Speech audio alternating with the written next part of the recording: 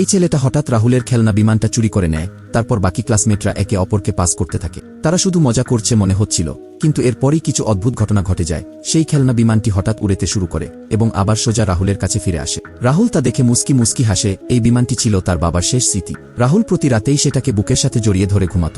সে স্কুলেও বিমানটাকে নিয়ে যেত, এমনকি তার সাথে কথাও বলতো। তার বিশ্বাস ছিল বাবার আত্মা এই বিমানের মাঝে রয়েছে।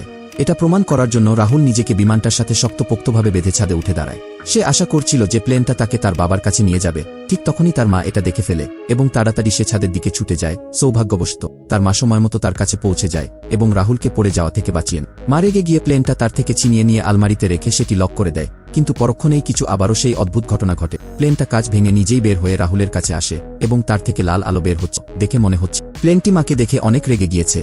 এইটা দেখে রাহুল দৌড়ে এসে তার মাকে জড়িয়ে ধরে। তারপর ধীরে ধীরে প্লেনটা শান্ত হয়ে গেল। রাতে রাহুল আবার ছাদের উপর যায় এবং প্লেনটাকে হাতে নিয়ে পুরো ভক্তি সহকারে প্রার্থনা করতে শুরু করে।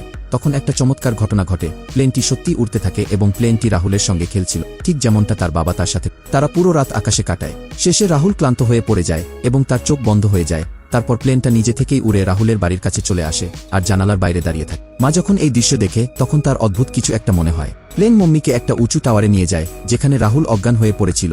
প্লেনটা তার জীবন বাঁচিয়ে দেয়, কিন্তু সেদিনের পর প্লেনের সব শক্তি শেষ হয়ে যায়। এখন তাতে আর কোনো পাওয়ার নেই। বাবার সাথে দেখা করার শেষ আশায় রাহুল রাতে চুপচাপ প্লেনটিকে নিয়ে সমুদ্রের পাড়ে চলে যায়। সে বালিতে একটা গর্ত করে আর প্লেনটাকে সেখানে দাফন করে দেয়। তারপর কিছু পাথর নিয়ে সেখানে রেখে দেয় আর আন্তরিকভাবে প্রার্থনা করে। পরের মুহূর্তেই রাহুলের বাবা সত্যি সত্যি সেখানে চলে আসে। তারা একে অপরকে জড়িয়ে ধরে তারপর সমুদ্রের পাড়ে বসে গল্প করতে থাকে। বাবা রাহুলকে বললেন, এখন তোমাকে অনেক শক্ত হতে হবে আর মায়ের দেখাশোনাও করতে হবে। এই কথা বলে বাবা একটা ছোট নৌকা নিয়ে সমুদ্রের মাঝে রাহুলও চোখ ভিজিয়ে বিদায় জানায়।